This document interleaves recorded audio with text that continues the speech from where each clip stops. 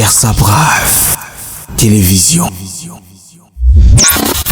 Vous s'abonner et puis na ba chaîne oyo beaucoup ta ko bon mona insalité ninité donc ba chaîne chrétienne. So za poso na maramanzambe na ba chaîne abiso Cher Sabraf télévision. On a fils père Ibsanga sonate Cher Sabraf komi tata Cher Sabraf. Cher Sabraf télévision. Donc Cher Sabraf télévision. So tata na Jean-Paul Mayeta zate ana en déplacement abio to koma tata mwano. Ça c'est vrai. Avec ma tata mwano. Donc mwano ayebi ke na ko gogoli so tata zate. Vraiment. Cher Sabraf pena mwano.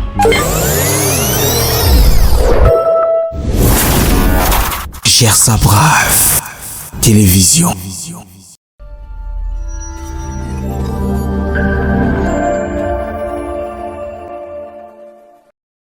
Au commencement, était la parole, et la parole, Christ.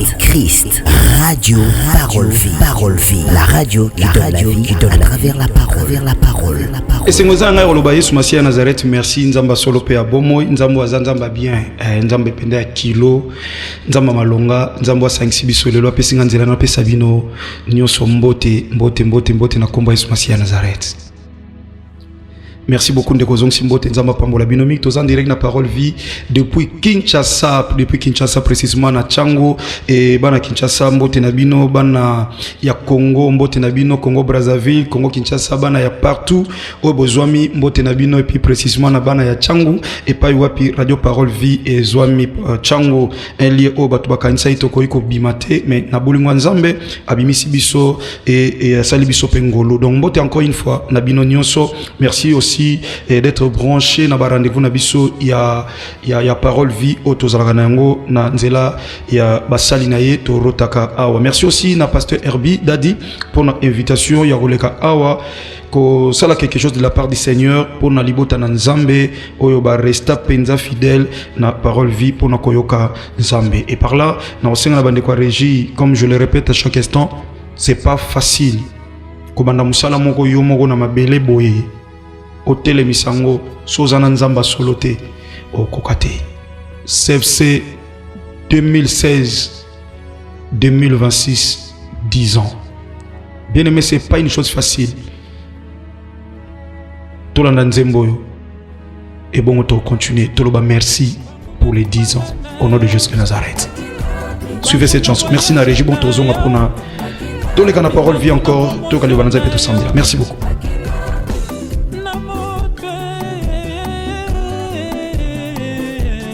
Banguna no bake na moto.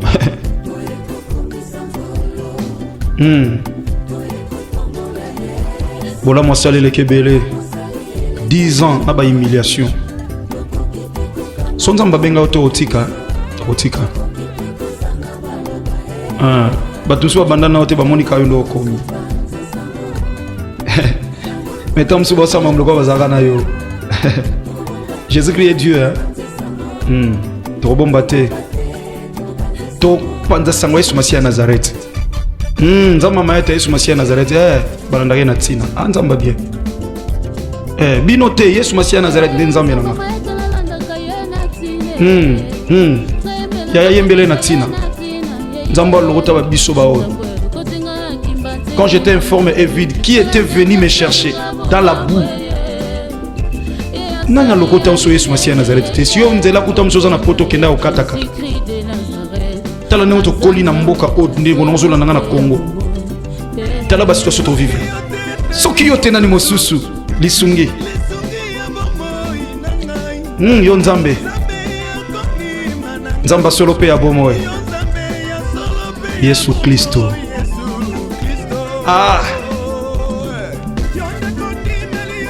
Ndeko ndimeli Yesu Masia Nazareth.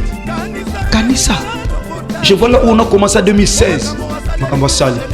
Il est belé na CFC. Est-ce que vous mettez ma bogo ya pour Yesu Masia 5 biso? Alléluia. Na kata CFC. Yesu azama la. Merci de vous obéir.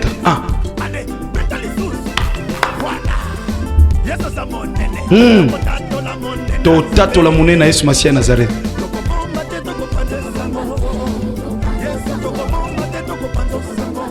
Merci beaucoup à la régie, merci. Tobo Mbate Topanza Sango, merci beaucoup. CFC, Centre Évangélique de la foi en Christ, 2016-2026, 10 ans d'existence. Toyambaika vision te, mais nangamba bapaya. Tope nangambo ya bato misala mabe, nangambo ya ba sorcier, nangamba bokiltiste, nangamba ba marabu, nangamba bato bela misala mabe, pona biso ko yamba vision et koma yibitumba. Ya ontozoko bana motilelo. Donc la Bible dit, ils te feront la guerre, mais ils ne te vaincront pas. Bien aimé dans le Seigneur, il y a qui bitumbe goya. Mais il y a quelqu'un qui a vaincu sur la croix de Golgotha. Il a dit, il nous a fait aussi de plus que vainqueurs. Donc nous sommes de plus que vainqueurs par celui qui nous a aimés. Bien aimé, quand on a prié, parce que je vais parler de la grâce aujourd'hui. Alors, thème nanga ezali les deux écrits de la grâce. Les deux écrits de la grâce. Bien aimé, la fois passée, dans les cas qui maman likambo, fils ou fille à qui la faute. Et tant que zonga lelo, na inga lobela yo les deux écrits de la grâce. Nazo kene mbango, bon on a olimbo la to sambeli mbalamoko. Exode chapitre 31 verset 18. Bible lobi, lorsque l'Éternel y achevé de parler avec Moïse sur la montagne de Sinaï, il lui donna les deux tables du témoignage, tables de pierre écrites du doigt de Dieu. Owebi samuninga ekomami na mosapi ya nzambe. Eloko sepeli singa yangwana na bandeli yango. Lorsque l'Éternel y achevé de parler à Moïse sur la montagne de Sinaï, il lui donna les deux tables du témoignage, tables de pierre écrites du doigt de Dieu. Naleki. Moïse a mati kolangomba. Bien aimé nazolobela le deux tables, donc c'est-à-dire le deux écrits de la grâce. Makoma mimi balé angolu. Mais on remarque bien aimé dans le Seigneur. Makamba malamu oye bongisa misala manangolu na bomo ya bato. Ezalaka précédé mingi na baloi. Donc moi comprendre ngate. Oyi makambo yaka kenzamba zo bongisa salo grâce na likambo moko zo zela. Mais yeba ke ozala toujours précédé na une loi. Raison pour laquelle, écoutez bien aimé dans le Seigneur, Bible dans Jean chapitre 1er verset 17. La loi est venue par Moïse, mais la grâce et la vérité sont venues par Jésus-Christ de Nazareth. Oh, Jésus-Christ de Nazareth, Seigneur et Sauveur, lui-même s'appelle la vérité. Et c'est lui qui nous a mené la grâce. Donc d'où avant Christ aya et Seigneur là qui mobeko moko ya nanzela Moïse. Bible l'obita nzamba silisi ko sona Moïse bien dans le Seigneur. Apesi Moïse ba mesa mi balé. Apesi ba table mi balé à témoignage. Table à témoignage ça 10 commandements. Ya on ba bengi table du témoignage. Et ça 10 commandements. Et bande ko fanda na kati ya arche de l'alliance. Arche de l'alliance ou bengi l'arche du témoignage. Donc tozana arche de témoignage. Et puis tozali bien aimé dans le Seigneur na ba table mi balé ya témoignage. Or table ya témoignage abande ko fanda na kati ya table ya arche de l'alliance. Oza ki zokola sandu kwa mibeko e bando fanda kati. Comprendre nga bien aimé dans le Seigneur. Moïse a quitté li kolangomba a quitté na deux tables. Alléluia. Nzamba komi écriture à liboso et puis a commis écrit ya mi balé. Donc ça dit il y a eu deux écrits de la part de Dieu. A commis na table moko, a commis na table moko. Et sangani et sali 10 commandements mobe kwa Moïse. A kiti na on a se. Même kolomoko bien aimé mobeko wana. Ça compliquait la vie des gens. Mobeko moko eza na kata famille na bino et compliqué bino lelo parce que banana batata na bino. La loi est là prescrite. Donc c'est-à-dire ba yebi sabino que bino na kata famille oyo. Makamu nyonso malamu boko bandango bien mais bo souka quelque part. Ba yebi sabino na kati ya famille oyo autant la classe ba pesi bino liberté mais zo musala c'est là où il y a des problèmes et plus loin ba koti que le pose musala mais yaya oumela tozo salaire bien où se retrouver na musala wa impossible au monde entier que na famille na bino muta balate wana na bota pam pam ay musa pe bino kanda mais tela ozo libala bien wapi mwana nde kwa mobali oza leader na famille ba pese esprit masanga ya ba loyenge et tamsu na oloba awa bino boyebi boana ndeko mona famille tamsu ya na bino ya mwansi ya mobali to ya mwasi lelo oyoyo vina e koma nonka ndengwana mais azaka muto a réaliser ba grande chose mais ayeba ki ko conserver temps wana te bokondana il y avait une loi. Il y avait une loi où ils ont réclamé. Moïse a quitté Namibeko. Apporte pour la comprendre. Apporte pour la Romains chapitre 4 verset 15. Alobi parce que la loi produit la colère. Yoka et que là où il y avait point de loi, il n'y avait point non plus de transgression. Et pas une loi ils ont quitté.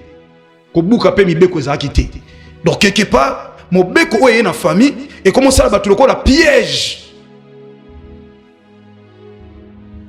Famille moko na eba na bango tata na bango baloba na famille mwana mwasi nyonso oyo osangisa nzoto avant mariage il faut kufa na mobali il faut kufa bato bakome pe kufa na famille mais moko ayiko zwa zemi a comprendre que le ko na zwi zemi boye na famille na biso ezala mabe na ke na sola na bango na ebisa bango ke nga noko longola pete et puis noko apete ko bombe la bango ake oloba balobi ato lobi loi loko ezabongo setikala bongo ndeko wana akena obota mwana tikala ya kufa loi ezopesa colère parce qu'il y a pas de pardon dans la loi ba loi ya famille to ekosenga pardon ndeko nanga matuta yemba alobi satana zana baninga te so senge pardon za lokolo fingi lisusu mutache loi so ko ina loi na ekosenge bolimi za loko bakisele kanda bakisho sulwa mususu. Raison pour laquelle loi pour elongwa, il faut grâce gandéa. C'est seulement la grâce qui peut ôter la loi, qui peut enlever la loi de ta famille. Et la seule personne qui peut t'amener la grâce, c'est Jésus-Christ de Nazareth, Seigneur et Sauveur. Parce qu'il a monté sur la croix de Golgotha. C'est là où il a dit tout est accompli. C'est lui le Dieu vivant et véritable. Le Dieu de mon parcours et de ma foi. Je suis fier publiquement. Naza elembo ya bolingwa Yesu Masi à Nazareth ya misala sala ne kulusu yango bana sepse tolobaka que les œuvres de Jésus de Nazareth sur la croix m'imposent à la réussite qu'ils veulent ou pas. Les œuvres de Jésus de Nazareth et qu'on impose en avancer et qu'on impose au traverser ba limite et qu'on impose au leka ba continent et qu'on impose au simba bana et qu'on impose au récit na dossier wana et qu'on impose na rendez-vous wana au zwa wana au récit na yango et c'est le sala mabongo na kombo na Yesu Masi à Nazareth. Écriture ya loi ba écrit ya loi comme mi balé mi balé le boko nzambe. Écoutez, loi ya nzambe est commis ya liboso et comme mi balé sangisi bise loi Moïse a nassé et apporte pour la tomboki alobi loi ezo ma colère so talikuna sia loba nous ne sommes pas des héritiers sous la loi mais nous sommes des héritiers par la grâce au moyen de la foi. La foi à qui? Au moyen de la foi en Christ, en Jésus-Christ de Nazareth. Si vous avez bien aimé dans le Seigneur, écoutez, loi ya liboso eye na Exode chapitre 31, loi eye na verset 18. Moïse a vu des tables ba komi mi balé na musapi nzambe. Or ningi musapi wane koma ki loi. Et singeli musapi moko ya e koma na grâce. Balon la loi te soza eloko remplacer te. Attends na parlement so bo changer loi, il faut remplacer en mususu. Si on solo li loi, pas na biso bacha sous loi, te solo li loi, Yesu Masi Nazareth remplacer à grâce. Bien aimé, écoutez, Bible lobby, dans Jean chapitre 8, on verset 1er 11. Et c'est moi Simonko, bakanga ki afraga deli, yo pesi bakanga afraga deli, muyibi, ndoki, na yako kosi la bakosi la yo innocent ya pamba, on dit manion sur le lot, parce que on a moyen ko se justifier te. Batu nyonso ba batu balekana ba TVT pe batinda ba te ba ke se justifier. Parce que ba na nzambe, wa justifier abango. Et puis ce sont des personnes très dangereuses. Au finga au kosi la ge makamba répondre à te. Ana nzambe ou ya répondaka.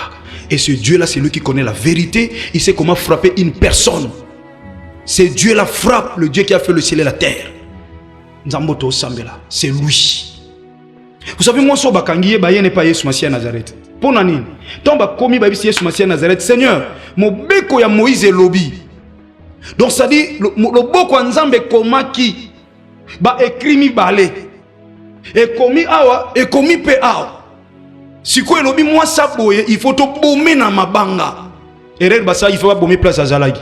erreur basali parce que ozoka liloba ya foi ozoka liloba ya grâce donc ozoka liloba onzamba disposer yo ndenge ozo partager ngo comme la pe bandeko kande ba ozwango ba comprendre que loi ezaka dominer toujours na grâce balobi tala mobe kwa Moïse nzamba koma mibale asala des écrits Bible lobi yango totangi awa il lui donna les deux tables du témoignage tables de pierre écrites du doigt de Dieu.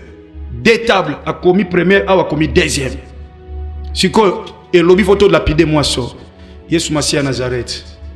Alors, c'est comment on a musapi no long on a musapi. C'est comment on a musapi no long on a musapi. Bible lobby a joué longa kitisi na se a joué musapa komi. Tant azo koma bango ba loba loba. Bible lobby tant wa koma ba loba loba. Jésus étant baissé pour la première fois écrivait avec le doigt sur la terre. On a dans verset 6 dans Jean chapitre 8. Comme il continuait à l'interroger, il se releva. Le gars ba tout na ka Yesu Masia ba question. Yesu Masia na komi mais ba continuer ka. Donc c'est que ba linga loi liboso ke longwe, ba linga na long la pe ami balé. Pour y aller liboso déjà na okoma mais ba continuer. Donc ce qui fait dire non na kokisité bazela. Yesu Masia a tombolé longi. Alobi oyo nani asali somote. Azala mutali boso. Yobama moi solibanga. Tant sisi koloba na verset 8 balobi c'est temps de nouveau baissé il écrivait sur la terre deuxième écrit ma me fait si là ba pesa ki loi pa tata komi mibale moi na mto ya longolo na ta grâce tant commis la deuxième fois verset 9 quand ils entendirent cela accusés par les consciences ils se retirèrent un à un depuis le plus âgé jusqu'au dernier. Et Jésus resta seul avec la femme qui était là au milieu. Bacha on a millier batunios batala humiliation na yo.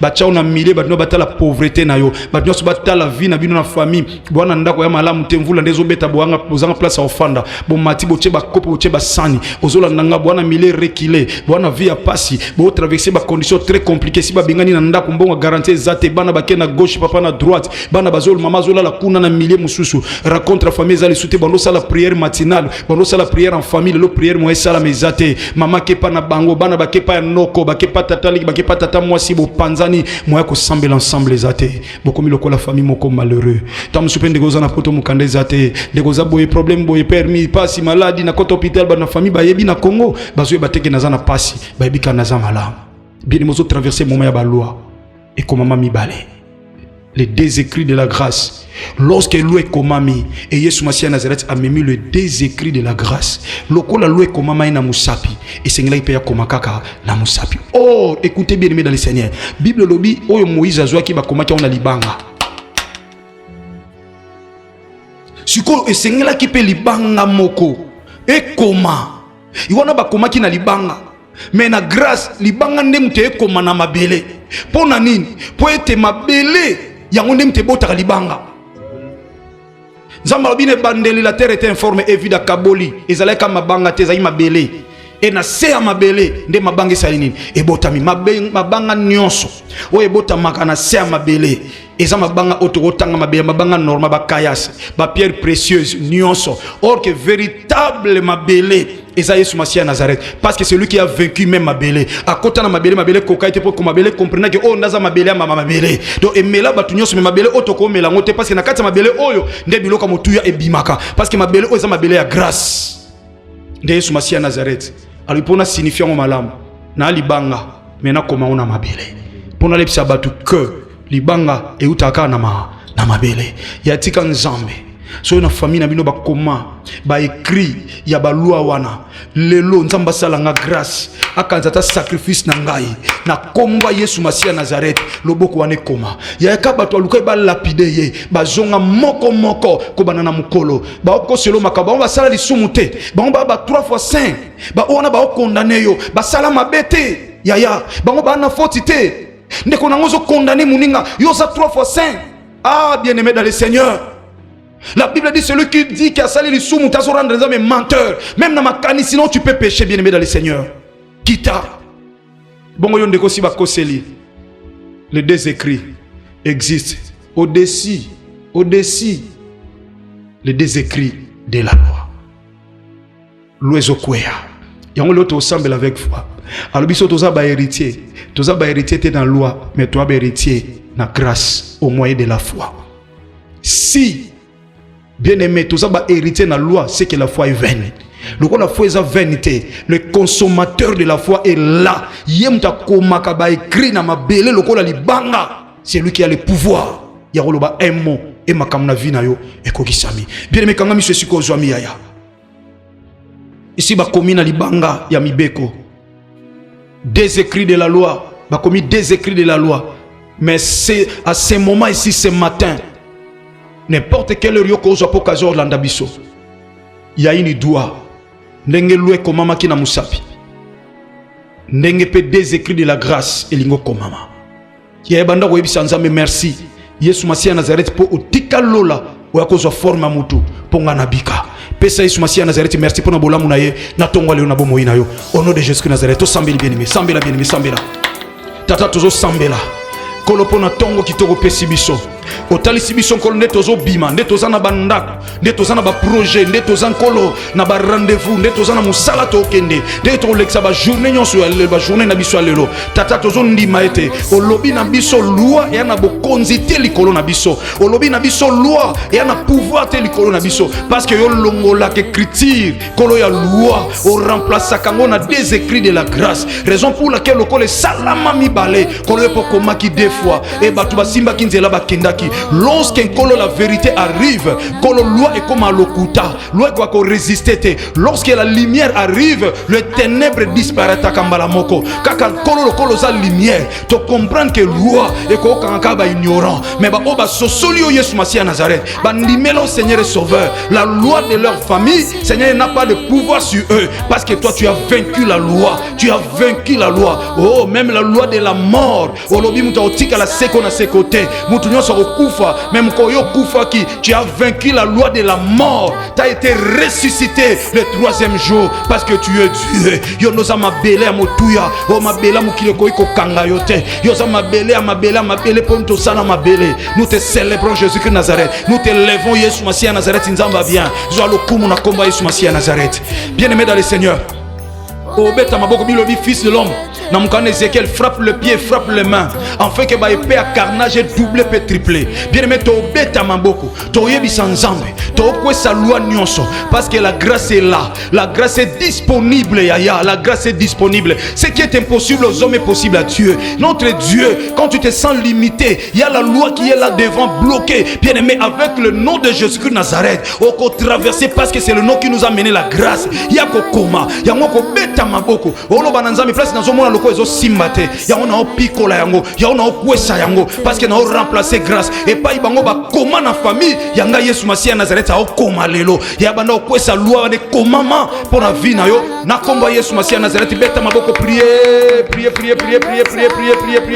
Yesu Masia Nazareth na kombo na yo olobi si nous avons le pouvoir si nous avons la foi toloba même na ngomba oyo longwa awa selon Marc Seigneur chapitre 11 verset 23-24 olobi soto douter ton limite to mona ngweko kisama to mona ngweko kokisama Yesu Masia Nazareth na kati ya parole vie ndeko azana biso en direct nzambe mutu azolanda biso nzambe na écouteur na ye azolanda biso na téléphone na ye tata mususu na kati ya bus ta mususu nzambe na kati ya train ta mususu na kati ya musala ta mususu na ndako tamsu na hôpital. Hey Yesu Masia Nazareth zamba kondima na ngai nazo sambela ngomba nyonso o etelemelie kolantsama na Marc chapitre 11 verset 23-24 tata epikolama ngomba ya loi obaloba na azwana bango bakoye komona bolamu te tata na ya bala na azwana te mama na ya bala na azwana te tata na ya tombama na azwana te tata na ya azwana belaka maladi songolo yepe fa bela maladi wana o tata na ya sala boete pa ko iko sala te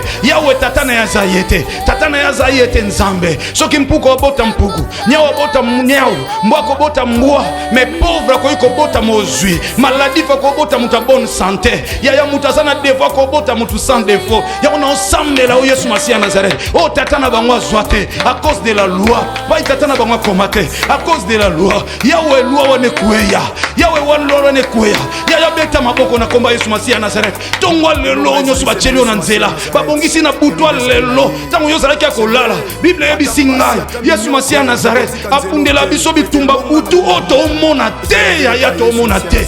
Priez bien-aimé dans le Seigneur. C'est lui qui est capable de prier et c'est capable de tout parce qu'il parle à Dieu. Celui qui parle à Dieu, Dieu a une solution pour sa vie. Priez bien-aimé, priez. Loa ekweya, tata loa ekweya, loa batata, yaba koko, esalama na Congo Central, esalama na Kasai, esalama nzambe na Kisangani, esalama na Équateur, esalama soki na Est, na Ouest nzambe partout, na katre kweya Congo, na bisika nyonso nzambe, loa ekweya, soki ya lopango ekweya, soki ya balabala ekweya, des démons territoriaux, nzambe ba contrôler ka secteur, ba contrôler ka territoire, ba simba ba église abatu, ba lata posa meme ba mitema nkoi, Yahweh bakweya, Yesu Masiya ya Nazareth, toi qui as vaincu sur la croix de Golgotha, yo nzambo basangisa kono lokote, yo nzamba solo pe ya bomoy, yo tika lola okita, Jean Zolo va personne vit trouver dit d'ouvrir les livres et de rompre les sceaux pour le chapitre 5. Oh, l'un de Véro Lobaki, t'as l'agneau qui a été immolé, et cet agneau s'appelle Jésus-Christ de Nazareth, Yesu Masiya ya Nazareth, c'est lui qui a vaincu, c'est lui qui est capable d'ouvrir les livres de la loi et de rompre ses sceaux. Tika balua yo sa famille quoi? La grâce est là, la grâce est là, la grâce est disponible. Priez. Yaya mkwalelo surtout on a une surprise agréable. Okuta na ba témoignage favorable de la part de Dieu.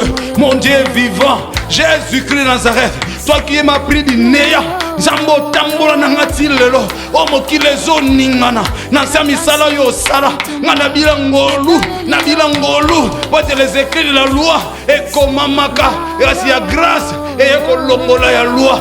Priez bien-aimé, priez Jésus-Christ est Dieu. Et quoi ya grâce ya? Grâce à un problème te kokota. Lorsque la loi wane longwe, c'est la grâce qui remplace la loi. C'est la grâce qui remplace la loi. C'est la grâce qui remplace la loi. Et salamela yo, au nom puissant de Lobango bien aimé ça cri de guerre comme oba kokangote na monde à ténèbres. Lobango bien Jésus-Christ de Nazareth, obelobi Yesu Masiya Nazareth. Au nom puissant de et salamelo kolansama na kondima na yo. Yaya, tu fais l'appel à cet homme de Galilée qui amène la grâce. Alléluia. Koyeba Yesu Masiya Nazareth eza bien. Elomba bitumba.